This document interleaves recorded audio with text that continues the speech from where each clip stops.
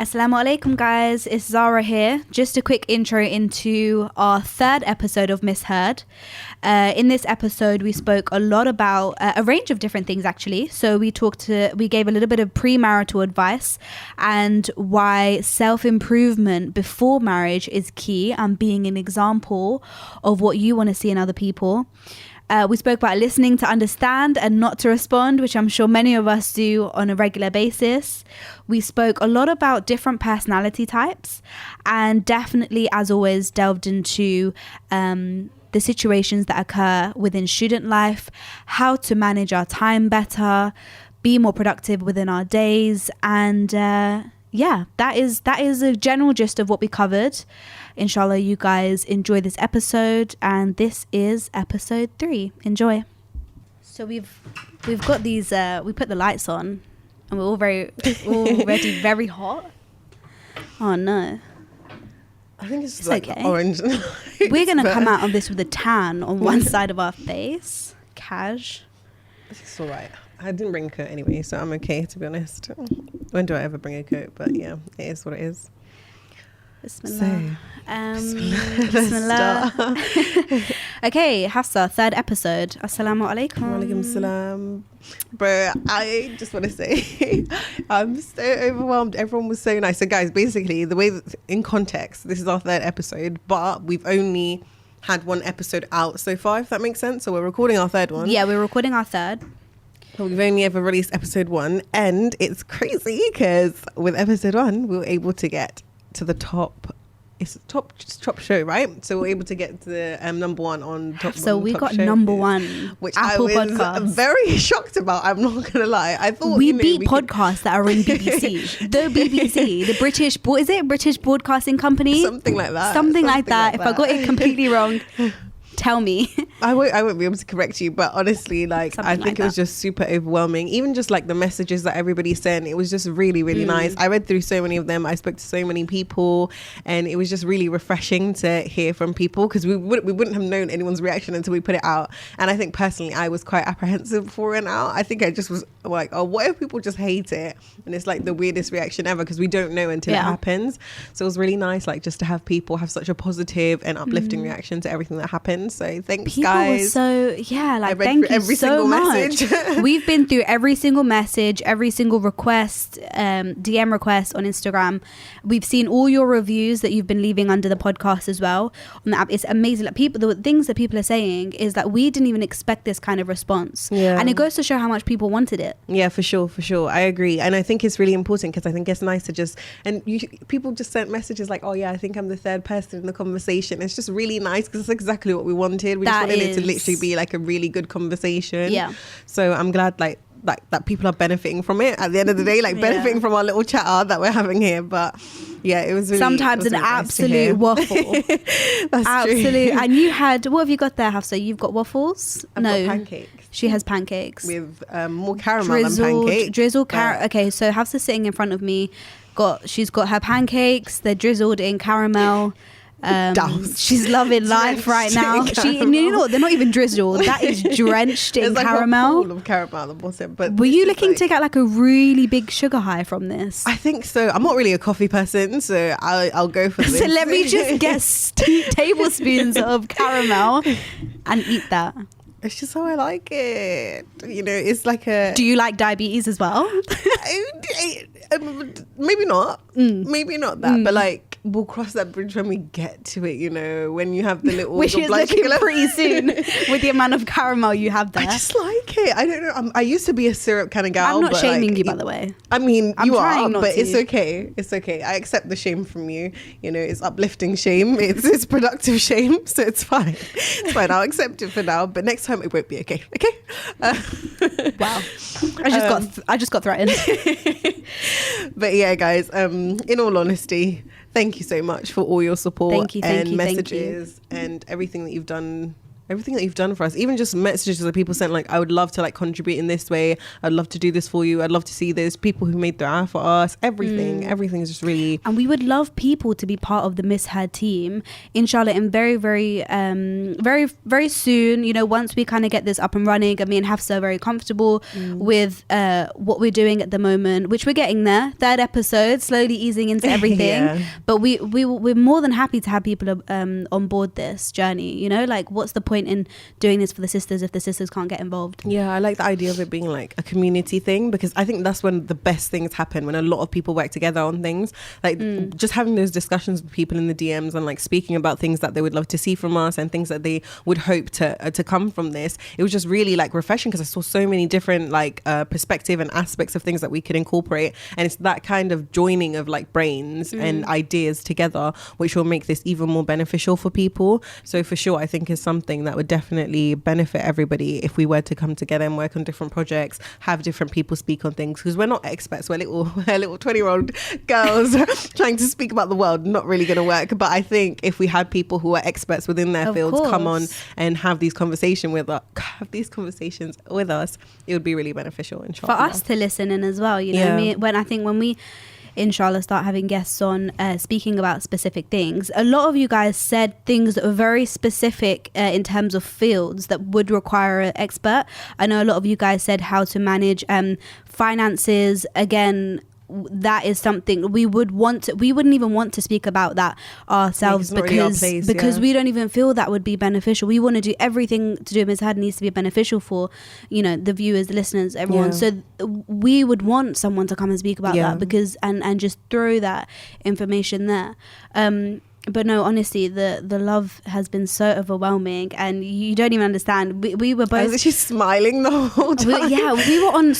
We were on the buses, and we literally, oh my god, we were on the bus. I called. So what happened was we found out we became number 1 Sunday. So well, for you guys it will be last week, but for us it was just the other day. So whenever we became number 1, which was last Sunday, and I remember we were both on our way to our Arabic classes. I was on the bus and I called Hafsa. I said, Hafsa, have you seen what just happened? And she's like, what? No, I haven't seen anything.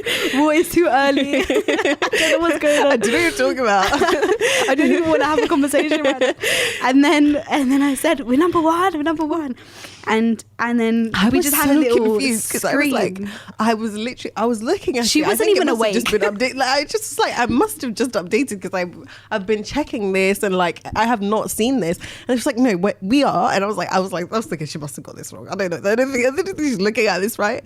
And I just refreshed and it was there, and I was like, oh wow. Like honestly, and we couldn't have done it without everybody else, because it was that first 24 hours where everybody like rallied together and fully downloaded it and got us to that position. So honestly, I was so shocked. I was just like, refresh, this must be wrong. Like this has to be wrong. Zara's not saying the I was like, Zara's really confused. I think she must have seen this like in her dreams or something, and she's just like a bit confused. It's early in the morning, but it was there. It's because we didn't think it was, you know, I think we didn't have that faith in ourselves, and I think the people have proven to us that we need to have a bit more faith in ourselves. But alhamdulillah, we made it.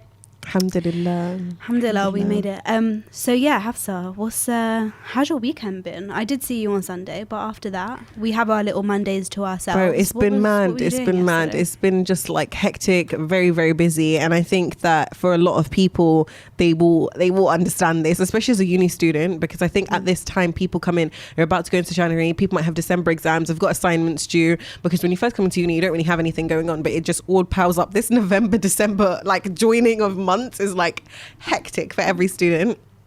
And at the same time, you have your own personal things going on. You have your own personal things that you want to do. I wanted to start my journaling. I wanted to start so many things. And I'm just journaling? I wanted to start doing a bullet journal. Like, I don't know if anyone knows what a bullet journal is, but one of my sister's friends basically introduced it to me, and I've been obsessed like ever since. And it's essentially like a normal journal. Like, it just sounds really boring. Unless you're into organizing stuff, this probably sounds so boring to you. But it's basically a notebook, and it has little dots on it. You can draw like little diagrams. Let me find a little picture for you. But you can draw like little diagrams on it, It's really, really cool. And then you have like your monthly planner, you have your daily planner, you have like different things you want to track. So if you want to track your fitness, if you want to track your health, if you want to track anything, if you want to track, you know, your clothing, your fashion, it's literally like a journal of your life. And it's so beautiful. You do it like different markers. And I've just been wanting to get mine ready for next year, because if you don't plan, you aren't going to do it. There's no way I'm going to get... just throw that line out. No. I know you're waiting to say it. I can see you're going red in the face. Just say the line. She wants to say this line. Go on, try and get it right the first time. If you fail to prepare to fail. I think you messed up. No, that's it. I've said it the first time correctly. Okay, leave me be. I'm just a hater. I don't know. Every time I start journaling, essentially, it just never works out. But I'm determined for 2021 to be the year I start a journal and actually finish it. My sister got me one for Eid in 2019. There's about 2, 3, 4, maybe 4, 5 pages on there that I actually finished. So I want it to actually be something that I use, essentially. But have you ever journaled before? Do you like journaling? You know what, this week I've been searching. Oh, look how cute that is. Really nice. Beautiful. Okay, so it tells you pretty much everything. Yeah, it's just all in one. Like you can have like... it's even got like a little chart, so you can tick off how many pages you read of a book as well, if you guys like are into reading. I wanted to do one for books like once a month. I remember I started really that this year. I love that. I read one book. I need to like, you know, redo that, because I kept telling myself I read a book a month. I really think reading is really important, but I just don't do it. And I hated reading when I was like in high school. I just could never like finish a book. But now, no. Do you remember in primary school where they had the levels? You know, red level, yellow level, blue level. No. You know, you had to go to specific bookshelf. So you had the color code. So you had to go to like really the red traumatic now that I think about it. I was always on the lowest level. I was always on red or something. I remember red being like literally the lowest level, and I remember some of my friends being on gold, and I used to be like, why am I not on gold? And I remember purple and gold were the end ones because they're the rich colors. Yeah, I was always on those primary colors, those poor red, yellow, blue colors. I'm dying. That's so very... I used to when they used to say, okay guys, go to your designated shelf. I think I was one of those hated ones. I was on those biff chip and kebab. Oh my god, that is so sad. Like, don't worry, sorry, you can read now. You can read all the books you want. You say that, but I'm actually really slow at reading. I'm laughing at your trauma, but it's so traumatic when I think about it. Am I crying? Am I laughing? Who knows? You will read, I believe in you. You will get One there. day I'll get there. And I've got, you know, mashallah, my little sister, she's 10. Why can't I laugh without crying? It's actually really a problem. Yeah. My little sister's 10, and when I tell you, mashallah, she's like a child genius, right? She's read. I'm going to reinstate the fact that she is 10, and I went to see her the other day, and we met up as I was speaking, and she showed me her bookshelf. When I tell you, this girl has read Warhorse, she's read all the Charles Dickens books, she's read that, you know, Anne Frank, I think, all of them she's literally read. I bought her a whole collection of books for Eid. I was like, oh, did you get through them? I bought you like 10. Yeah, I finished them. And I'm like, huh? Allah Mubarak, bro. Yeah. Like, that's who I aspire to be. I aspire to be this 10-year-old girl, because... And she loves it. That's the thing. She's not even like she's kind of forcing herself to read. Like, she will sit there in her free time and just get into a really good book. Warhorse, you know, like, what do you do? Study it at like A level or something? Literally, yeah. And that's the thing though, because I think it's a habit that you have to kind of develop, and it's kind of a love that you have for it. And I think once you start it, you will love reading, because you're learning so much from it, and you know you're still laughing at my childhood trauma. No, I'm not. Okay, stop it. Yeah, no, I'm not. I'm serious now. Okay, reading is important, and I think that it's something that we should all definitely start. And I'm going to try and start doing it. And if I don't do it, it will be very sad, because I've got a bunch of books in my room that I just don't read. Why do I keep ordering books which I'm not reading? Is the really it's big for question. The aesthetic, just to put them in your room. Aesthetic. But I think it's just like finding the time, I suppose. So that's a whole issue within itself. Give yourself an hour before you go to sleep to do like a good old reading. I spend that time probably, well, at the moment I've started that series, the Akida series. Yeah, really good. Teaches you all the way through about like Kitab al-Tawheed, like all of that kind of stuff. Really good, really good. I would recommend all of you guys to give that series a watch. That's usually when I force we can my link meetings that.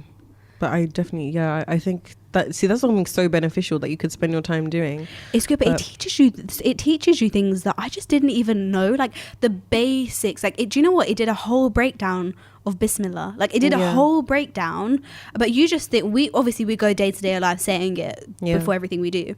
But it gave a whole breakdown of like the origins and this and that. And like, I'm like, wow. Like, it's really, really good. I recommend people to watch that.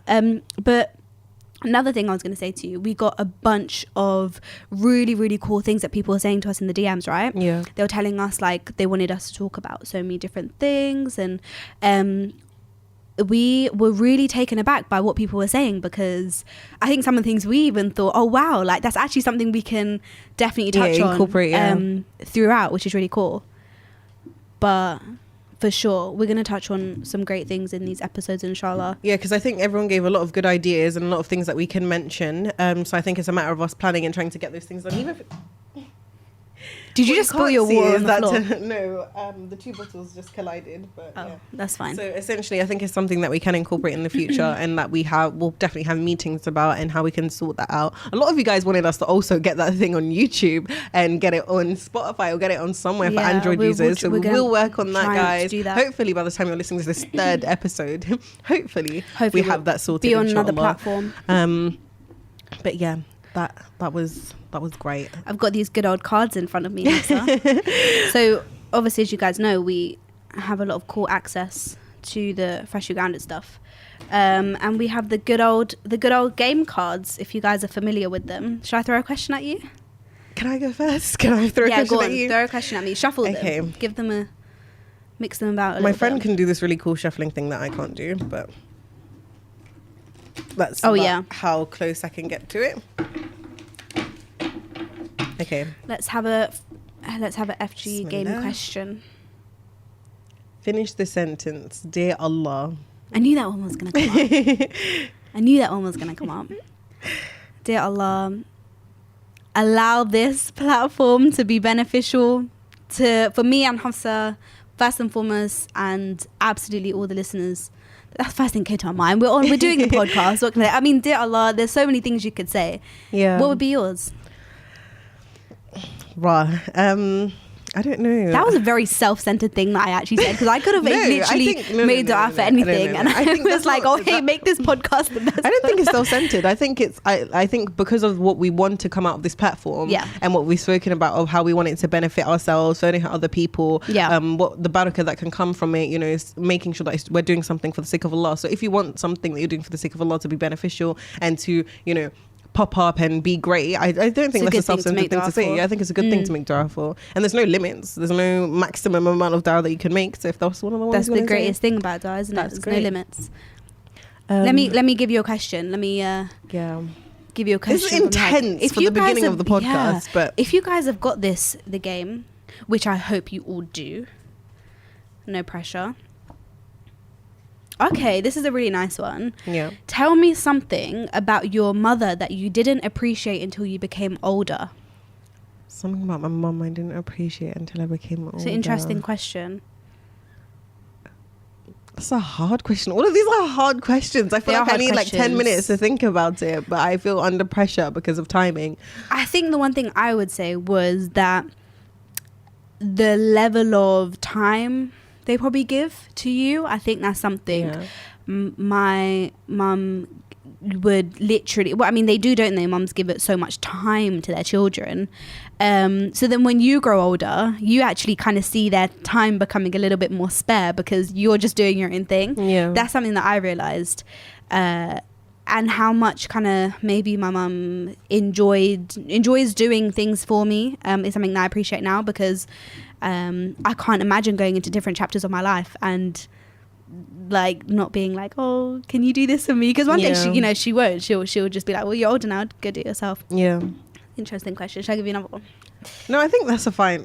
I think when it comes to, I think one thing I would appreciate from my mum is in terms of her pushing me, because I remember even from when I was younger, in terms of like going to, like, my mum would take us to the library every single weekend. She would make us read. She would literally do everything for us, and she wanted like the best for us. Mum used to buy all those encyclopedias. She would literally, I remember that. Like, she always wanted us to like strive when it comes to education. So I think that's something that I definitely appreciate from my mum, because even in terms of like, I love maths, and I know that the reason I love maths is because of my mum. I didn't know that about you. It's my favorite subject. We won't talk about the A level, but like the actual subject as a whole is honestly one of my favorite things in the world. Like, I just think I like the fact that you work so hard to go through that whole entire equation or whatever it is, and then you get to the end and you have the answer, and you feel so like that sense of achievement, that quick sense of gratification. Yeah, that's what people like. But yeah, I think it definitely stems from my mum 100%. Like, my mum is like, her maths is on point, Allahumma barik, and I learned it from her. She taught it to me. She's the one that thrived that passion into me, and I think my love of education and my love of learning things and always being like on job when it comes to like trying to strive for my education definitely comes from my mum. So that's something that I definitely appreciate. But I say definitely way too much, oh my god, but that's something that I appreciate. It's the word of the episode. We have a word of the episode every episode. It's always from me though, because I repeat things so often. What was the first one? Super important. Super, this is what I mean. Second episode is important. Now it's definitely, yeah, and they're all things that I was saying. But great. But yeah, my mum definitely put that education thing forward. I mean, from that, what you just said, this is a good lead up one. One thing you love about the way that you've been raised. It's not the same thing. Or maybe I mean, that's your mum. Yeah, this is like one you love altogether. But this could even be like, I don't know, some people could even say, I think, the area let's do one from my dad then. Let's do one from my dad. In terms of the way that my dad raised me, because he was the one that used to take me to school, pick me up from school, all that kind of good stuff. So I think when it comes to how I was raised, even just having conversations with my dad, he's never like told me to limit myself. He's always made me feel like I can achieve whatever I want. And that's something that I definitely appreciate from growing older, because sometimes I'll see parents and their kids and they'll kind of be like, oh no, like don't aim too high, or that's impossible and things like that. But it's a weird thing where I've always felt like I don't have any limits to my possibility, and that's something that I've carried through into adulthood, however you say that. Don't quote me, do you know what I mean? My English is terrible, but that's something still that reading Biff, Chip and Kip. Hungry caterpillar. What's the elephant one? No, what's that? Stop. The duck came to tea. We're not gonna go over this, are we? I can't read. I can imagine little Zara with a full fringe. I had a full fringe. Standing at the bookshelf, looking at the gold club and the purple crying. I'm thinking, when will I get that? Houses literally got tears. Okay. Yeah, I don't know. It's made me feel like I can get to the purple group. Oh my god, we need to stop laughing on this podcast. Let's actually talk about something. I hope people laugh with us. I hope they laugh with us. Okay, one thing that I love about the way I've been raised, I think it's gotta be coming from a big family. I think it's really nice. Dry your eyes. I can't look at you while you have tears. Oh, tears of joy. Okay, yeah, we came from a big family. Tell us. Yeah, I come from a really big family. Such a waste of an episode, guys. Feel free to clock off now. Feel free to turn it off. Oh my god. Oh, okay, yeah, we came from a large family. Why are we laughing about this? These things are actually important. Okay, we're laughing about Red Shelf. Okay. But I think coming from a lot of siblings is really good though. Like, I think helps. Do any of you guys come from big families? If you do, I'm probably sure. And I think it's nice to have older siblings. We're both one of those like middle kid thingies, or like we're the younger parts of the family. So I think we've got older siblings. Yeah, we've got older siblings, like a lot of older siblings to look up to, and I think that definitely shapes you as a person, because whereas my oldest sister would have been facing everything first time, my parents will be trialing everything on her first time. When it comes down to me, I'm kind of learning from their mistakes, and I always can go to them for guidance. It's so funny because like even with small things, I remember I was getting an abaya and I didn't know what like height to get. I would literally mess with my sisters and be like, guys, this is the abaya. Should I get this color? Should I get it open or closed? Do you think this would suit me? You know, what height? Like even when it comes to small things, I literally consult them on everything. Whereas they would have probably got the wrong size, the wrong color, and then just had to deal with it. They're the trial. Yeah. You know what? Do you ever feel sometimes that with your siblings, because they were like the first, right? They definitely, we kind of got away with a lot, like in terms of probably not getting shouted at too much with the parents. I feel honestly, bless my sister, she's the nicest person. I love my Barak that, you know, ever met. Very, very humble, very nice. Because she was the eldest sibling. Yeah. She was like that, like the trial one. Yeah. Which is kind of funny. So it's interesting being like having an older sibling, because you do see it's very, very different. But have you not noticed? I don't think anyone gets treated the same in the sibling line. Yeah, 100%. And I think, you know, when I read those kind of things where it's like, oh, this is like sibling syndrome, and like being the middle kid, this is like kind of like toxic traits you might have, and being the older kid and being the youngest child. Yeah. And it's so funny because every time I read those kind of things, I literally see it within my siblings. Like, it's like the older child is more likely to be like the one to want to take control. The younger one is most likely to be one who thinks they can get away with everything and like takes less responsibility for things and like situations. And you see those things literally within your siblings. But I find that kind of stuff so cool. Like, I like looking into psychology and personality traits. Have you done the personality test now? Like, it's literally been ages. I've been telling you to do it. You did tell me to do it a very long time ago. And you haven't done it, have you? I do. So what did it tell you about your personality? Everything. It literally tells you like let me pull mine up. I'm not going to say my personality because I feel like that's just a bit too. I'm just not going to expose myself. I'm just not going to expose myself like that and expose my weaknesses. But it literally expose my toxic traits. I'm not going to expose my toxic traits. But it talks about things like your what good things you have, what bad things you have, what careers are most likely to suit you, what you're like with your siblings, what you're like with your with your partner, what you're like with your parents. It's honestly, if anyone can do it, go to 16 personality tests. I sound like I'm sponsoring them, but literally go to 16 personality tests, do the personality test. You will never ever regret it. And if you like psychology and stuff like that, you'll really, really like this. It's one of the best things I've ever done. I remember my sister was pushing me to do it for ages, and I just kept telling her to go away. Like, it's really not that big of a deal. This app's not going to tell me about my personality. And usually they're a bit weird. Like, they'll tell you things that are like not really true, and you're like, I don't even think that's true about myself. But this one was so accurate. I felt creeped out. Oh my gosh, that's actually how I act. But yeah, because honestly, even when it comes to things, obviously not everything can be on job, but like pretty much like I would say 95% of it was correct. But let me just pull mine up now because I can put up my test results and tell you what it says about you. I'll say some things because some things can be general. I want to see from a outside perspective whether that is what you're like though. Okay, I'll read some things to you then. Let me have a look. Second. How do I see my thingy again? Preferences? No. Profile. There we go. Okay. Did you find your... Don't say the actual thing out loud. No. I'm going to just have a like, look. Read through. If you go to the bottom, it will show you like strengths, weaknesses, how you are with friends, what your toxic traits are. Well, it doesn't say toxic traits, it just says weaknesses. Okay, that's interesting. But I want to have a look at what do you think my toxic traits are? Or like things that I could improve on. Give me something that you think I can improve on. When someone asks you that question, you just don't want to answer it because you don't want to ever criticize. Or I feel like I would end up, if someone said honestly, be honest, what do you think I can work on as a person? Yeah, I'm that type. They'll be like, you know what, you're just perfect. You're just perfect. You're just perfect. No, but I don't know. Well, something good then. What do you think is something good about your own personality and my personality?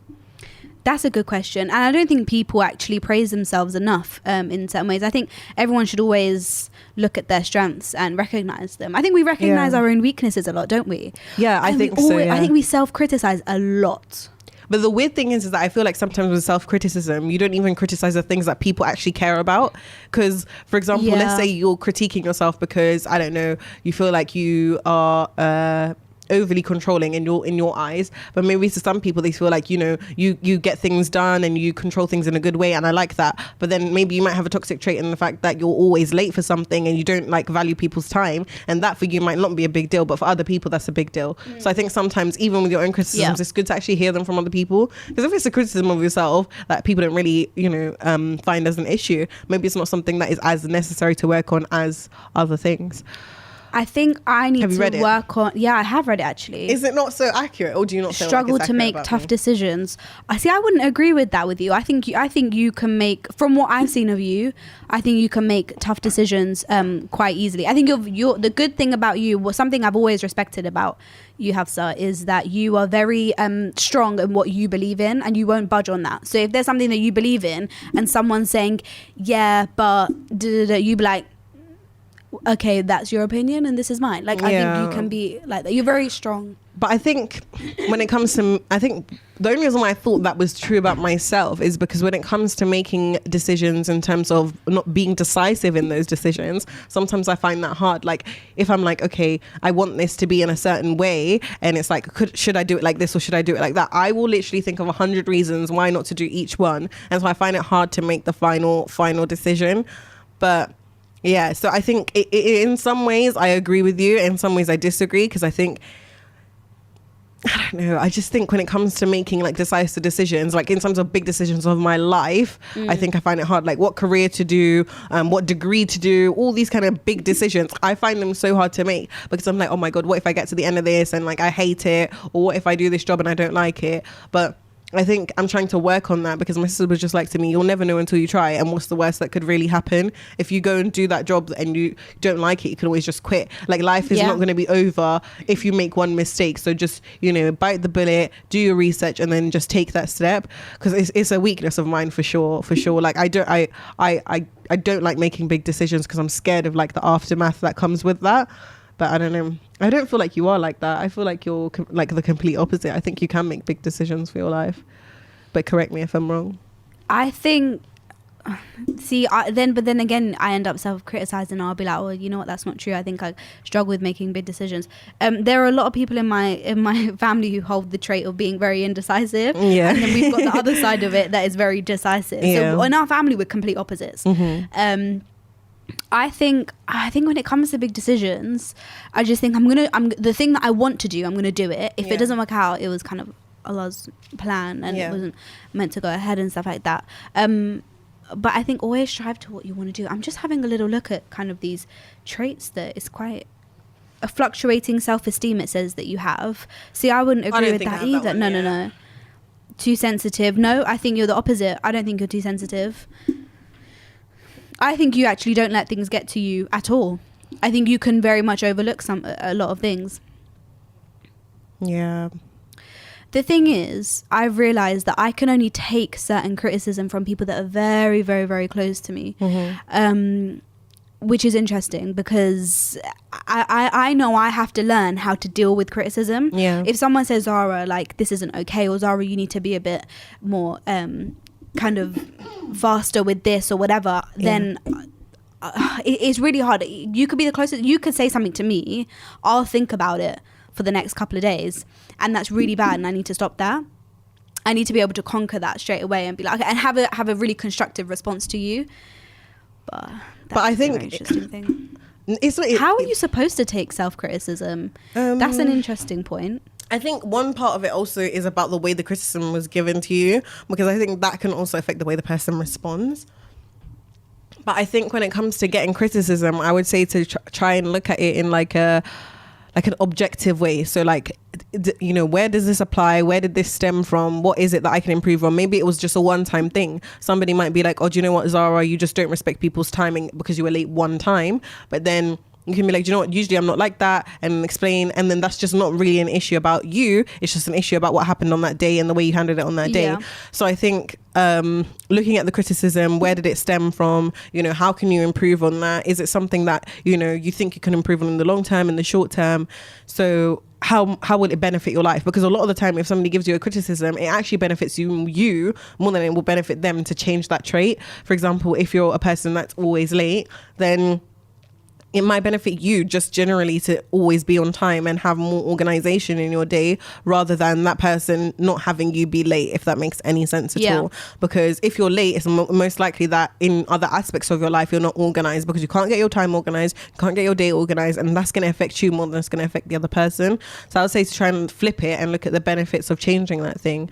But I'm not an expert in it at all. It's something that I definitely need to improve on myself. But I think taking criticism, it's something everyone struggles with. 100%, because you don't ever want to, because it's natural for people to not want to feel like they're doing something wrong. And the natural response and feeling when someone criticizes you, it could be the nicest way. Someone criticizes you, they said, look, like, mashallah, you're doing really well in this. However, you know, I think the best way to criticize someone, not even criticize, I feel that's a really strong word, isn't it?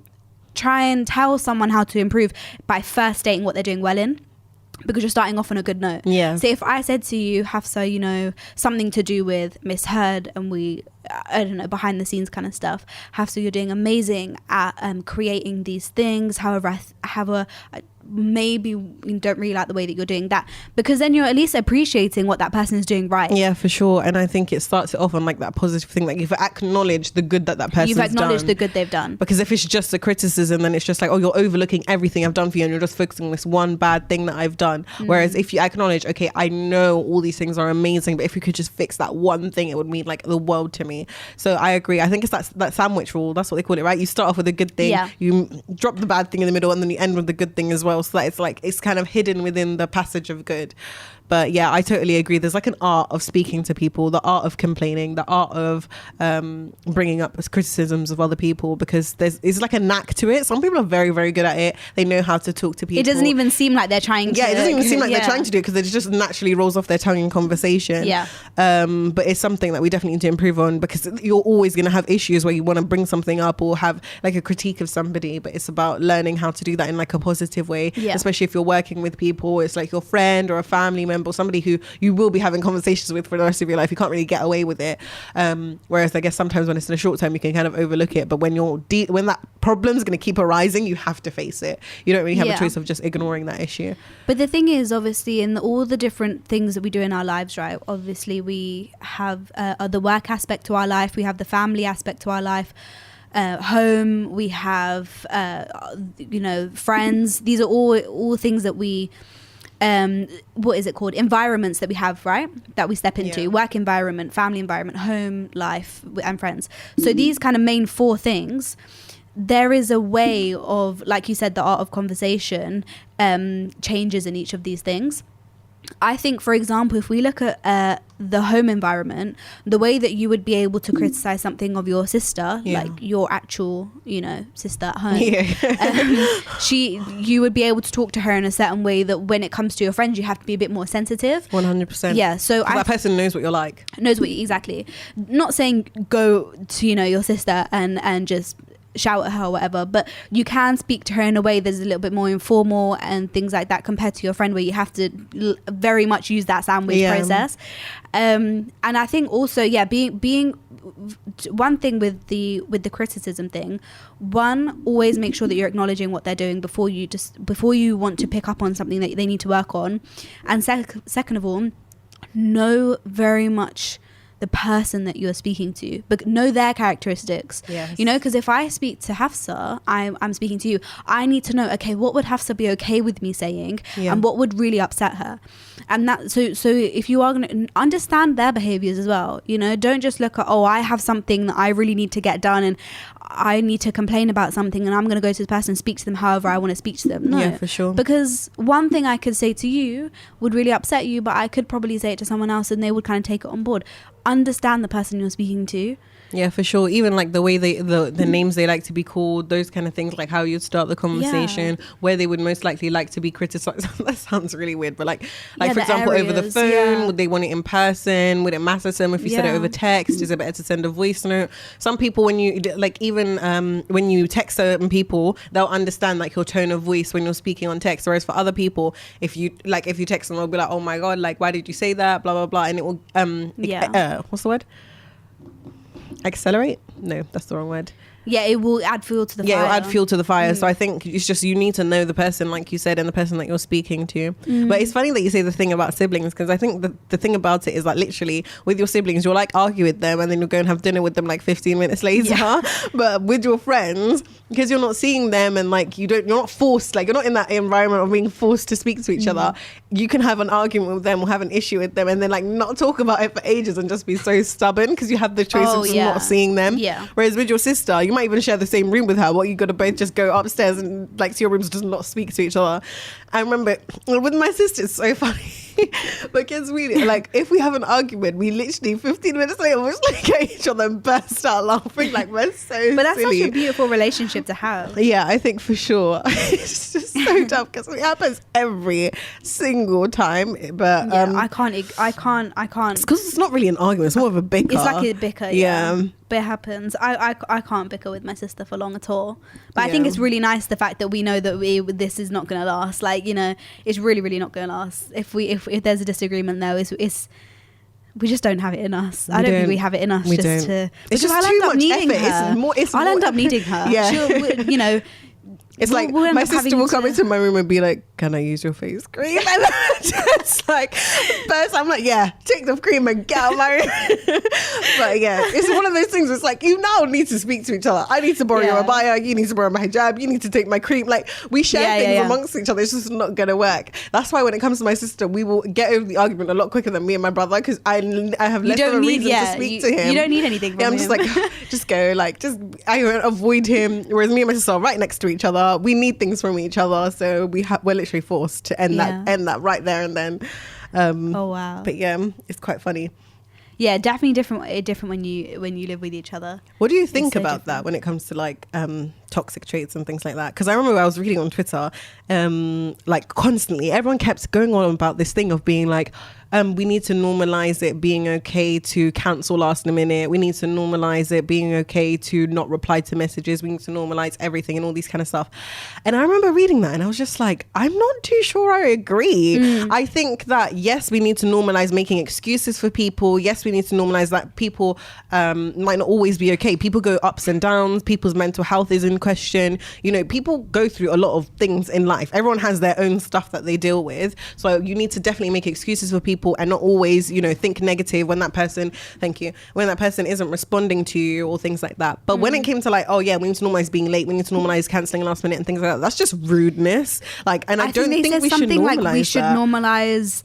I think I agreed with one of them because I remember the same thing. I remember when that was happening.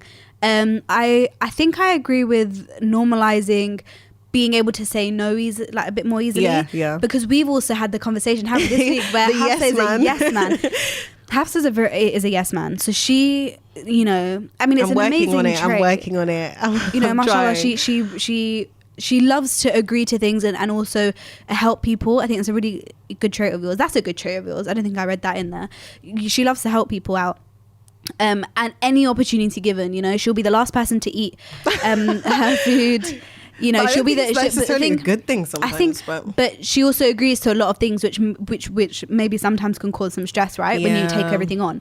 But so I think that is a good thing because I don't even think that's toxic. I don't think that's toxic. It is toxic because I think able to say no to things. It's not toxic maybe, but it's not a good trait to like. You need to know your limits not essentially. Always, yeah. Because I think being a helpful person, good trait. I think being a person who's always willing to lend a hand, approachable, all those kind of things are good traits. But I think always being a yes man. Not a yes man in terms of like, I feel like yes man is usually when like somebody says something you just always agree with them. That's not what we mean by yes man, but it's more of like every time somebody asks you to do something, even if you can't do that thing or even if you're struggling to do that thing, instead of saying, oh, I'm struggling or I might not be able to do that, you just say yes because you feel too bad to say no. It's like a guilt thing.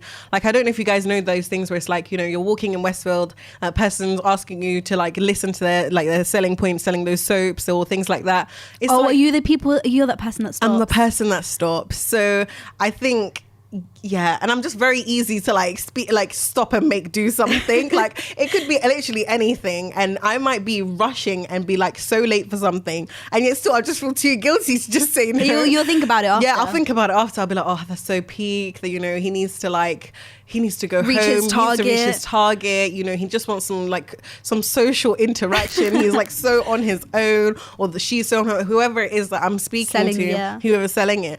So I just feel so bad, and I feel inclined to go and speak to that person, or inclined to stop for that person, the person handing out the leaflet, everything. And I'm like, I know I'm not going to want this, so I feel bad to throw it in the bin about it. I'm like in a dilemma. I'm like, I don't want to take it and throw it away. They paid for them, and I'm like, oh, sir, but you want to speak? It's such a panic mode. It's a panic mode. And I just thought like, okay, fine, I'll just stand there. Oh, okay, what do you need to say to me? Yeah, I think it can be beneficial, like you said, but I think it's something I definitely need to work on, because I overburden myself. And it's that thing of like, you can't pour from an empty cup. If you're taking on so many things, then the things that are actually your priority in terms of like being with your family, like there's times that I've been so busy that I will spend days on end without actually seeing my family. I get up, I leave the house, I come back late, sleep, eat, go to sleep. So those are things that are your actual priorities. Those are rights that other people have over you, and you're leaving your own rights that people have over you to go and do something that you don't necessarily need to do, or that somebody else could do, and it's not a right that person has over you, but a favor that you could do for them. So like, it's kind of a balance. Everything's always about balance, but I think. But what do you think about that? What did you think about it when you saw it? Well, with the toxic traits, I just saw the one that was saying about being able to say no, which to an extent I do agree with, because I do think you have to have this element of looking out for yourself, because the only person that's going to really, really struggle once you've gone and helped out a million, not even helped out, because just being able to do like loads and loads of favors for people throughout the day. Favors is a good word, because obviously when you help people, you'll always be rewarded for that, inshallah. So it's not that you'll be of less, but I think when you do loads and loads of favors for people, you don't want to get to that stage of burning out, and that will affect, end up hurting your kind of like mental well-being and stuff. So I think there's a limit to things. Always there's always like a, what do you call it, a line, like a line where then you need to kind of look out for yourself. I think be there for people, help people, be very approachable, but know your limits. But also know, look, I have to have this like element of making sure that I'm able to do these things. Like how can you help so many people if you don't feel good within yourself? Because it's so funny, we always have these conversations on the phone, and we'll be like, I just have so many things to do, and this is that, and we're busy with this, and we're stressed about that, etc. But then the next week, then you're like to me, I took this on as well, and I'm like, okay, right. So I remember you telling me that you had 100 that you weren't going to take it on, and then or at least having a day out for yourself. Okay, that's a good way to do it. Help everyone, but then saying, if someone says, okay, inshallah, can you do it for us on Sunday? Be like, look, Sunday is just my day where I just do a few things for myself. Is it okay if we can, if I can do that Monday or whatever? Keep that day like a block out time. And Sundays is a good day, right? Because you do everything for yourself and you spend time with your family. So that's why a lot of uni students can relate to that, because when you go and you start uni, especially if you started, because I remember that myth that everyone kept telling me when I was in college. I can't wait to start uni. You go in like twice a week. You're going 3 times a week. What is that about? Because I was in Monday to Friday, 9 to 5. Sometimes even 9 to 6. That myth was my truth. No, the myth was not my truth. The myth was worse than my college, because at least in college sometimes I had a late start. I never had a late start with uni. I was there at 9 a.m. I was taking that hour and a half journey all the time. So when it comes to that, I think with uni students, if you're in Monday to Friday, 9 to 5, you have a crazy hectic week. And even if you're not in 9 to 5, you have assignments to do, you have things to do throughout the whole entire week. Then you have a weekend job on Saturdays and Sundays. So sometimes you don't actually get a day that's free. So I think that's why a lot of uni students get burnout, they get tired, their mental health takes a toll, they get stressed, they get, you just develop so many like stressful moments throughout the whole of your university degree, because it just gets too much.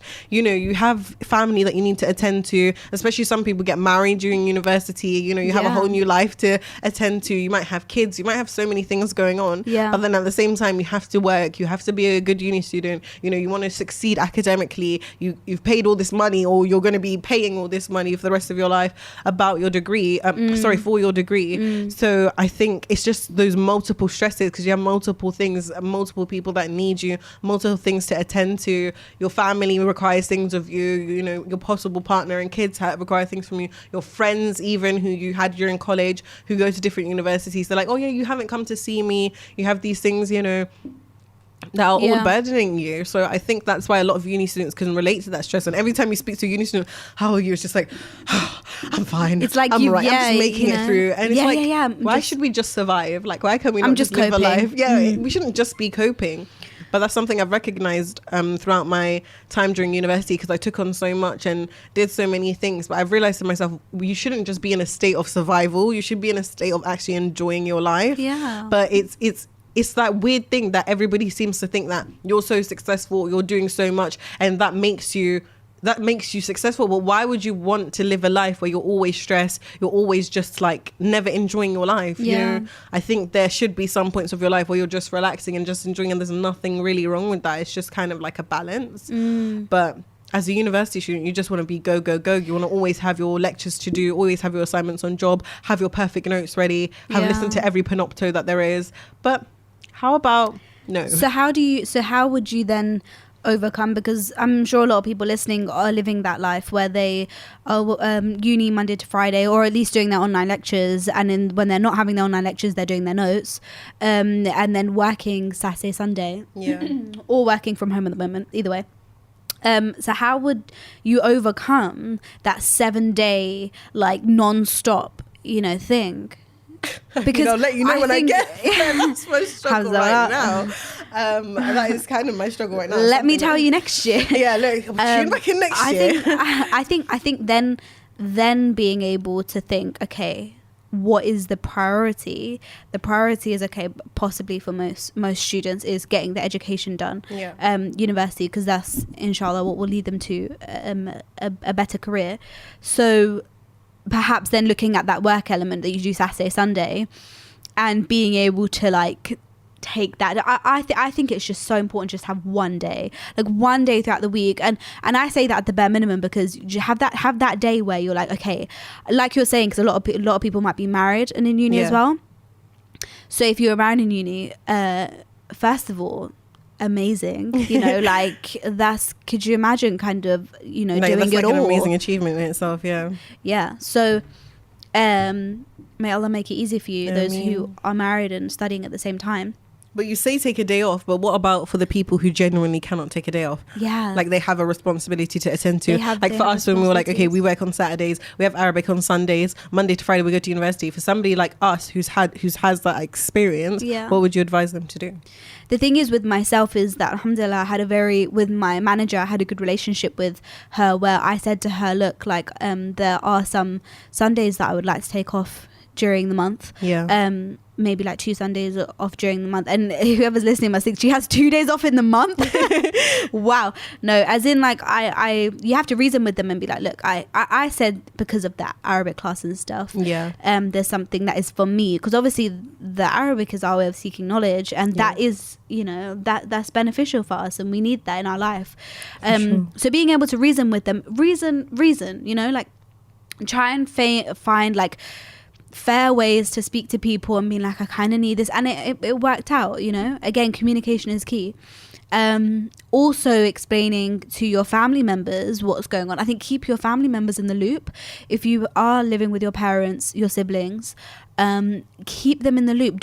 I think one thing that I used to do is I used to not tell my family how much I've got going on, whether it's uni, whether it's work, whether it's, you know, and then all I do is just offload and be really stressful to them. And then I'd be like, oh my gosh, I did all of that, and they don't even know why I'm stressed. So I don't have any, to them it doesn't even look like I have a reason to be stressed, and I'm just being rude and not nice.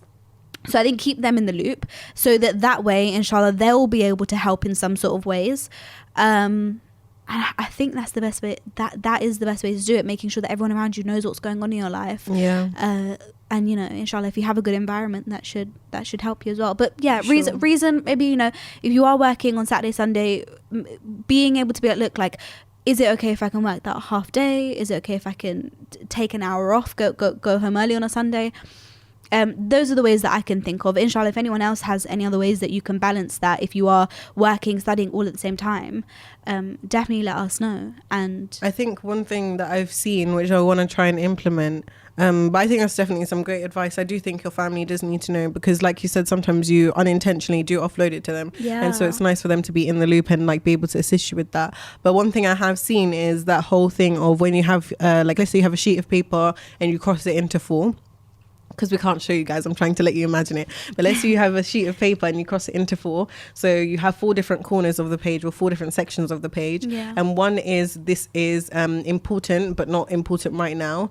The second one is, this is important, but it is important right now. The third one is, this is not important, but I need to do it right now. And the fourth one is, this is not important and I don't need to do it right now. So those are the 4 different sections, and you kind of split out the tasks that are on your mind. Yeah, you split out, because I've been seeing on this girl, what's her name? Dr. Amina. I think her name's Dr. Amina. But essentially she's been doing that on her page and talking about how that has been useful to her. And I think that's just such a good way, because sometimes you have a lot of things on your mind and you can't really sort them out, like, oh, should I do this? And you start doing one task and you start worrying about another one. So when you split it in that way, it kind of assesses which ones are your priority, assesses which ones need to be done straight away that day or that week. So I think separating your goals or tasks or things that you need to get done into that way will definitely be beneficial for people who have a lot going on, because sometimes it's hard to kind of categorize what you need to do when, because you will start that task, but you're worried about another task. And so you're not doing that one as effectively as you could, because you have that panic and anxiety, starting to take place. So I think, that's something I'm definitely going to try and implement. I'll let you guys know if it works for me, but I think I'm gonna try for that. Sure, I think it's something that sounds like it could be definitely quite beneficial. We should do a little template. We'll get a little template going, so that you guys can follow it as well, inshallah. Yeah. That's a really, really great way to think about it. The fact that you can just split up your time that way. It's just basically organizing your priorities, right? Yeah. And sometimes we put everything at number one priority, everything. So it's like, it's not even if it goes down vertically as a list, it goes across. Like everything is number one. It's like everything is number one. Joining of all of them on top of each other. And it's because it is all important to us. Otherwise, why would it be implemented in our life? Yeah. Everything that we do is important to us. Every single aspect. If you're trying to build a business, trying to start a business venture, studying, you're working your job so that you have money. Of course, all of that is important. Otherwise, if it wasn't important, I'm sure it'll be very easy to let go of. Yeah. They all hold significance, which is why we put it number one. But again, okay, if everyone's number one, what's number 1, 1.2, 1.3? Yeah, for sure. That's a good way to think about it. I like that. And putting like deadlines on things so that way you can get them sorted. Because I think everybody will benefit from when you have like a list of things to do and you get to tick off half of them. It feels really good. It feels like you're achieving things. So I think that definitely helps with getting over that overwhelming feeling of like you're not doing anything. Because sometimes you have endless days and you're doing a lot of things, but you feel like you're not achieving much. So having that on a sheet and being like, I have achieved at least one thing today. So don't beat yourself up about it. If you're having like a hard time, focusing on a lot of the things and priorities that you have, just ticking them off and having that one thing that you did that day, that one achievement, will just put you in a much better mindset. That's why a lot of people talk about Fajr and like the benefits of doing that just within your life, because then you start your day, you might have done your adhkar, you've woken up to pray your salah, you've done these things, and so those kind of set the perspective of your day. Whereas if you've just started it off, you missed Fajr, your day's a bit sloppy, you don't really know what's going on, you haven't achieved anything, and then you're starting your day and you feel like you haven't achieved much, that's one fail. But if you've done a bit of work in the morning, you've read a bit of a story or a book that you wanted to do, you've read some Quran maybe, you've done your salah, you've had a couple of things that you've started your day off on a high, it kind of helps to set the perspective for the rest of your day. So even if you're struggling with some things, at least get one thing that is going to be a priority, that you're not going to stop. And I think as Muslims, it's nice that we have that thing that's a salah that's going to continue throughout your life, because at least if everything else is going, that's a way wrong, of organizing. Then at least salah is you a have really that nice one way thing, to organize your day as well, because you can base things around, okay, I need to get this done before the I need to do this after Maghrib. Like it's a really good way to organize your day, and of course it brings a lot more barakah into your day as well when you're praying.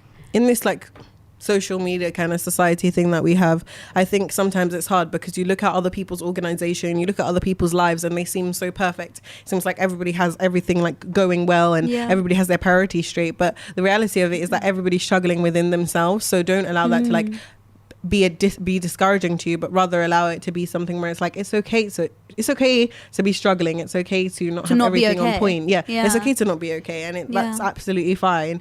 Just make sure to yourself that you still have those perspectives. Because as women, especially, but just in generally as young people, we're in this whole thing with like the whole rat race. Like you need to like excel, everyone needs to succeed, you know, you need to be a millionaire by the age of 5. You need to get married at this age, you have to have your kids before 30. Yeah, literally, you have so many things that are your priorities, and then you beat yourself up about so many other things. Like maybe you're not as good, you're not as you haven't progressed as much as you wanted to in your Quran, you haven't progressed as much as you wanted to within yourself and personal development, you haven't progressed as much as you wanted to in your character, you haven't progressed as much as you wanted to in like business ventures that you've wanted to start. Maybe it's your university work that you wanted to continue. Maybe you started off your first year and you said, you know, I'm going to get a first in every assignment, and that's not happening for you, and so you're getting stressed about that. You're stressed about your skin, you're stressed about everything that's happening with you. Maybe you want to start a healthy diet, that's not working out for you, but everyone has their vegan meal boxes that they're posting on their stories. So you're just like, what's going on? Is there something wrong with me? So I think with social media, everyone presents like the best things about their life, but nobody has it together. Let's be real, everybody's struggling in some ways. But you'll only ever post what is good in your life. That's true. No one's gonna post their post their failures, burgers, you know? And be like, failed my diet today. Yeah. You know, but they don't. They always post. They post the good things, and that's what we need to keep an eye on. That's why you should just, comparison is the thief of joy, as they say. Don't compare yourself to other people, just compare it to yourself. Compare yourself to your yesterday. If you're a better person today than you were yesterday, you are winning, and that's all you need to know. It's not about everybody else, it's about the fact that, you know, I wanted to wash my clothes today and I got that done, so I'm doing great, I'm doing absolutely fine, and I don't need anybody else to tell me that I'm not doing what I need to be doing. But if you compare yourself to other people, you'll always be upset. I had breakfast today. Yeah, and I don't usually do that. And I'm treating myself, and that's great, and I'm taking care of myself, and that's, to me, health. That's health for my mental health. It doesn't matter if I had Nutella with toast. It doesn't matter if I drenched my pancakes in caramel, because I had breakfast, and that is one tick of the day. I'm choosing to ignore the fact that you did that. Okay, but don't ignore it. I want you to see it. This is beautiful. This right here is my pride and joy. It's an example of achievements in my life today. Gosh. And I think you should accept it. I treated myself. I treated myself with the caramel, and I treated myself by having breakfast. So I feel great. Did you have breakfast? Judging my caramel pancakes? Yeah. You know that's what? right. I did. That's right. That's right, Red Book. That's right. How dare you? Wow. So you get to see purple and gold. Okay. This is how you get the purple and gold shelf. So you get to the purple and gold shelf, you have a caramel pancakes. Please don't start crying again. I can't see you in tears for a third time in the space of 45 minutes. I really sort this out. There should be some way that I can laugh without crying. Oh gosh. Yeah. But I was going to lead on to something from what you said, which is this idea of, so we had a conversation, it does lead to what you kind of just spoke about you said something about that's it, you're talking about self-development, self-improvement.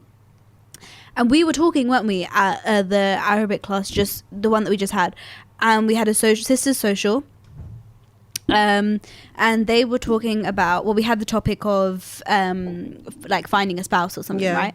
So something really interesting what that conversation led to. So yeah, it was all about marriage, because the girls that attend, the sisters that attend this Arabic class, what are they, just under 20, I'd say? Like around that age, all around the same age, early 20s, late teens. Yeah, so it was like a topic they wanted to bring up, which was like finding a spouse, and something really interesting that the conversation led to, which Hafsa made a really cool point about in the group, was that, you know, we actually need to stop putting so much emphasis on kind of getting married by a certain age, I think it was, and we need to focus on what is it about ourselves that we need to achieve before we actually spend our life with someone else, which is 100%. One way of looking at it. It's not saying that that's the only way of looking at it. But this was a really nice perspective to look at. So what are the things that we need to work on as individuals before we actually go and get married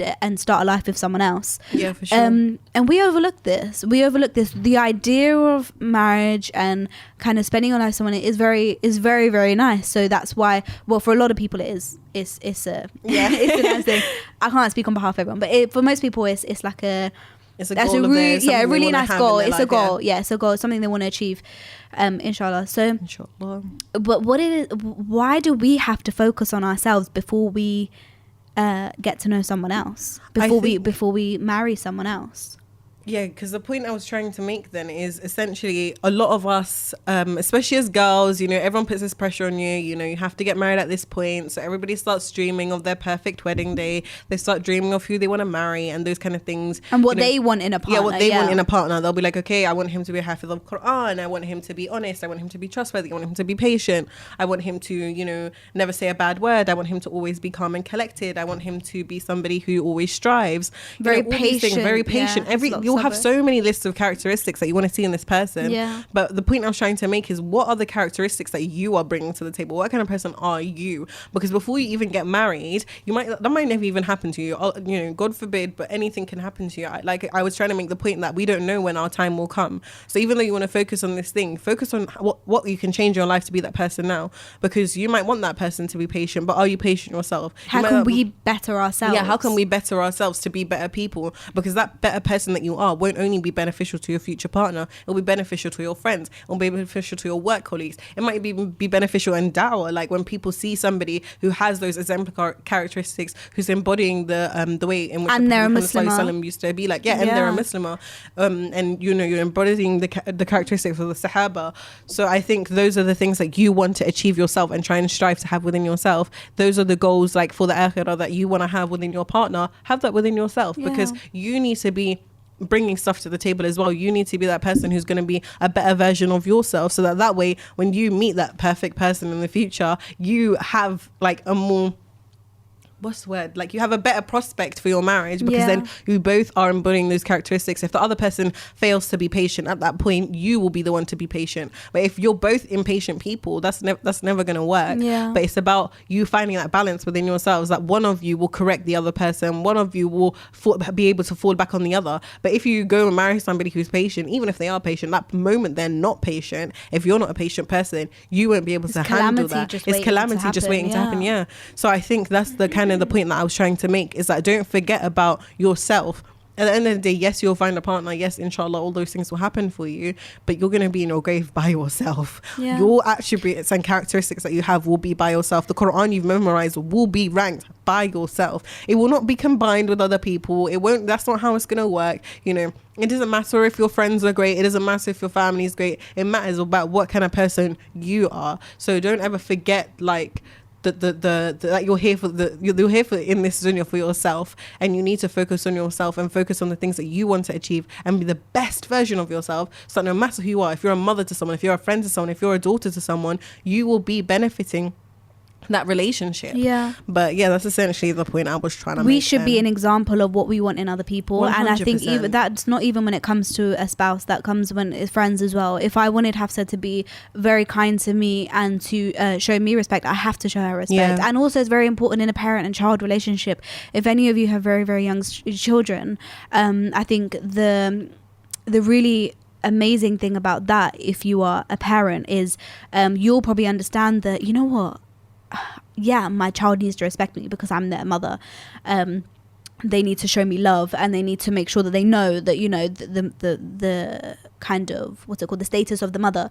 However, you know, you've also got to show that kind of love and respect and kind of kindness to them as well as a child, and it's going to help them in the, you know, growing up as well, and give them that healthy kind of environment as well, knowing that they are kind of loved and respected and they're worthy as well. But so whatever you want in someone, try your best to be an example of that yourself first. Again, with the patience thing, you're right. Imagine if we in ourselves haven't built up all that development. It's important to be emotionally developed as well in a lot of ways before marriage. 100%. And, you know, I think that's really, really key, because compromise is obviously the best thing. And that's what we were speaking about in the class. They were saying the two things that kind of a marriage is built upon is sabr and and the sake for doing it for the sake of Allah. So I think if you guys want to have someone that can deal with your banter levels, that can have a good sense of humor. Work on your sensitivity. Work on how, you know, do you take things to heart really easily? No one is saying that if someone makes a joke to you and if someone's really offensive to you, don't take that. Of course, never take it. If it's really upset you, be vocal about it. However, you know, if you can throw the really, really harsh jokes and stuff to yourself, would you be able to take it the other way around? 100%. But that in itself is a learning process, because, and it's something that you might even still learn as you're married, you know. But yeah, be the example of what you want to see in other people. That's the key there. I think it's really important. Work on yourselves. If you are not married yet, take this time to work on bettering yourself and just be and learn, you know, with your friends as well. Start with your friends, start with your family, be the best version. And again, we were talking about how, you know, if someone, there was a sister at the social who was saying, if the spouse, if your husband is weaker in a man than you, what you do in that situation and how you shouldn't criticize them. So if you are someone who, you know, alhamdulillah, keeps up with your 5 salahs throughout the day and who reads Quran and does all the things, but they maybe struggle with a few things, to not like say, what are you doing? Why aren't you reading Quran? Like, why don't you do this? Because it's not going to make them encourage them. What do you think about that?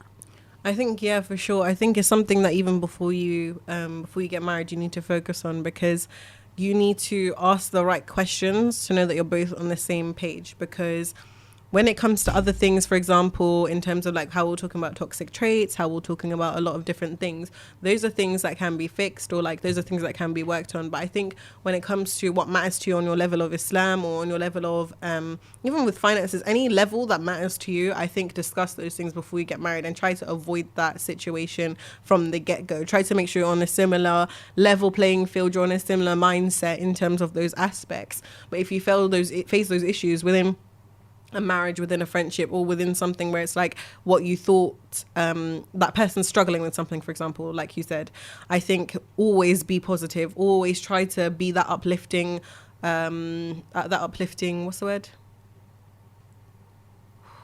like avenue, maybe like that person that they can go to not judge them, to be vulnerable in front of, and kind of assist them through that struggle. A safe space. Because I even mentioned this before when we were talking about when I was listening to like a lecture and things like that, and he was speaking about carrying those characteristics of your families, and when they're struggling with something, being that kind of safe space for your siblings, even when they're struggling with things like with hijab, with music, whatever it is that they're struggling with, speak to them in a way that isn't judgmental, so that person comes to you when they want to be uplifted, not when they want to be taken down.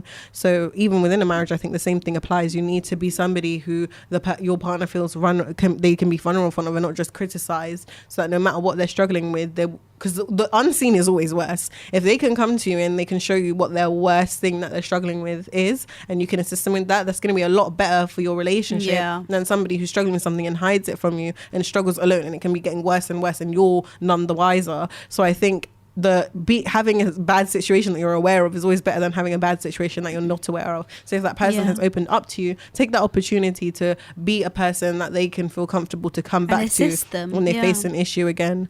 But for sure, I think if anyone is in, I think if anyone is in, that's some really good points that you made just now. I think if anyone's kind of married, I guess we're talking out of like pre-marriage advice, but if you are married and you find yourself in a situation where your spouse is actually weaker in certain areas when it comes to the deen than you are, maybe you're more knowledgeable in some things, I think the best way is just to feed them that knowledge in a really nice way. But that again is also something that needs to be learned. I think the way that we say things is another thing. 100%.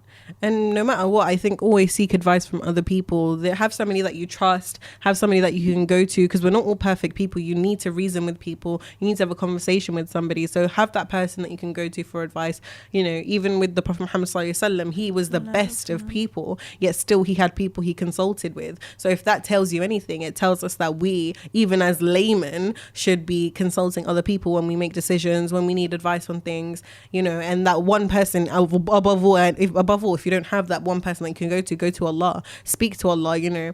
I remember somebody telling me that Allah should be like your friend. Like when you have a struggle, you should go to that person. When you have something that you're happy with, you know, I remember you telling us once we found out about being known, you're like, yeah, we need to do that 2 rakah real quick. Like, because it's Allah that you need to go to. Allah provides everything. Allah provides everything for you. So if you're going to go to anyone, when you don't have that specific person, you don't have a sibling, maybe you're your own only child, go to Allah. Like Allah's always there for you. First and foremost, it should be Allah anyway. You should be having those conversations with Him. So, whatever you're struggling with. Whatever you're struggling with, just pour your heart out, speak to that person. But then after you've made dua and, you know, you've prayed and everything, I think in human form, if you're married, the next person you probably end up speaking to is your spouse, isn't it? Yeah. So being able that you guys can have that open forum, that conversation where you can say, look, I'm really struggling with this, and you seem to know more than me. So what do you think? Yeah. Which is really interesting. But yeah, this is coming from 2 people that aren't married, but pre-marriage advice. Yeah, but I think it's something we can benefit from. Yeah, and as long as falls into everything, not only just with marriage, but I think communication is something that you need to carry out through every relationship of your life. Oh yeah. A lack of communication means everything will break down. But if you're somebody who can communicate with people well, you can voice your opinions well, you can, you know, no one's ever going to be right in every situation. You need to be somebody who's able to communicate what has upset you, communicate where you think you went wrong. Communication is something that will literally benefit you in every aspect of your life, no matter what, whether it's in the workplace, whether it's with your siblings, whether it's with your friends, whether it's with your parents. If you're a person who has good communication skills, it will benefit you so much. So I think it's something that nobody has perfect, and we should all continue to work on for the rest of our lives, because it's only going to make you better. It's not going to make you worse for being a better communicator. So yeah, for sure, I think work on it. And when you communicate well, people are more likely to come to you, right? They're more likely to speak to you because they know that you're not going to maybe bite their head off for things.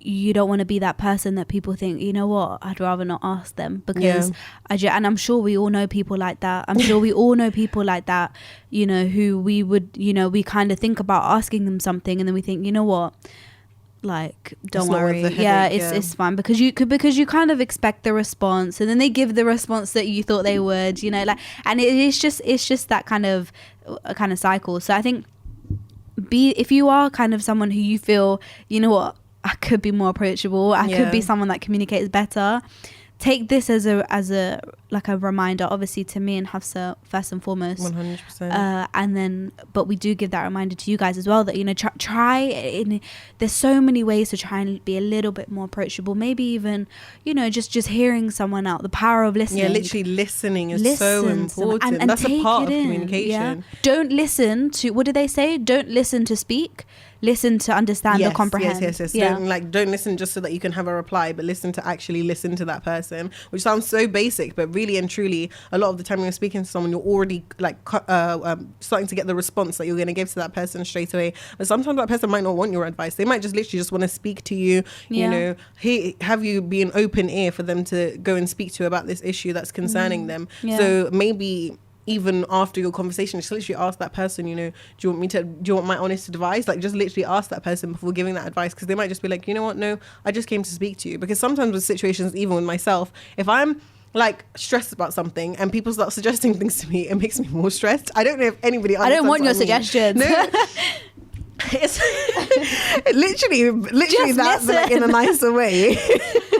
In a nicer way, but totally that's exactly what I mean. Because for me, I feel like everyone has different personality traits. They have different things in the way in which they respond to situations. But sometimes I'm stressed about something. Like, let's say I drop my phone and it cracks. There'll be that person in the corner like, oh, maybe you should take it to the Apple shop. Maybe this, that. You know, it's fine. You can get it fixed. Or all those people that say, oh, well, you shouldn't have done that. Yeah, you shouldn't have done that. Or you should have been more careful. Or you know what I do with my phone? I put a case on it. Yeah, it's too late. It's too late. My phone is smashed. It's done. It's actually done. So I think when it comes to those situations, if you don't have a phone screen handy, please don't talk to me. If you don't have an actual solution, do not come to me. But for me, I think everyone deals with situations differently. For me, I don't want to hear anyone's suggestions like that. At that critical point, I just want everyone to be like, you know, do things for me. Take my phone to Apple shop for me. I don't want you to start telling me all the things I could and should have done. So I think, I think a lot of things, but when it comes to harder situations, I think everybody deals with it differently. Learn about your friends, learn about your spouse, learn about your family and the way in which they respond, and then alter your response to match that person. Some people really do want your advice. You know, I know that my sister especially is probably the type of person who would want me to give her suggestions. Yeah. So when it comes to her, I will happily help her. But you know, with my second older sister, it might not be the same thing. She might be like, you know, I don't want to hear it right now. I just need you to understand what I'm going through right now. Yeah. So learn about the person that you're having that conversation with, and alter your response as that person that they've come to communicate with. Also, try not to maybe compare what that someone else is going through to yourself. I know a lot of times, and I'm guilty of this as well, that when someone gives me a scenario and they said they're going through a really hard time, it's really easy for me to be like, oh yeah, I remember going through that as well. And it's like, okay, you know, I understand that you know, and I know that a lot of people do it in a way to help and to relate and to give advice on how they overcome a situation. But again, it's that issue of kind of like, do they want to hear about your experience or do they want help right now? Because they don't want you to be like kind of not undermining, but like belittling the problem that they're going through, or making it seem like it's a smaller issue than it is. They will kind of want you to allow them to vent and be upset about that. They might just want a space for them to complain, which sometimes can be beneficial when it's done in the right way. So when you kind of relate that situation to you, it seems like you don't really want to hear about what they have to say, or you don't really care about the fact that it's happening to them. You're just like, oh yeah, it's fine, I've dealt with that before. You're making the situation small. So I think there's some really good key points in there. Be a better listener and listen to understand, not to reply. Yeah, I think that's a good way to wrap up. I agree. I agree. I never know how long these have gone. Episode 3. Wow, talking so much is making my English really bad. Yeah. Episode 3. I agree. I think it's time to end the episode, and I think when we're speaking, we probably don't realize what we're even talking about until we get to the end. So as always, if this was a bit of waffle, we apologize, but we hope that you guys took something. If you had a laugh at my if you're in red group, then Zara can relate to you. Look, if you're in red group, it's absolutely fine, and you will reach gold. You will get there. You will. Just get some caramel pancakes. That's what we've learned. You know, this is how you get your brain food. You get your energy up, and then you move on.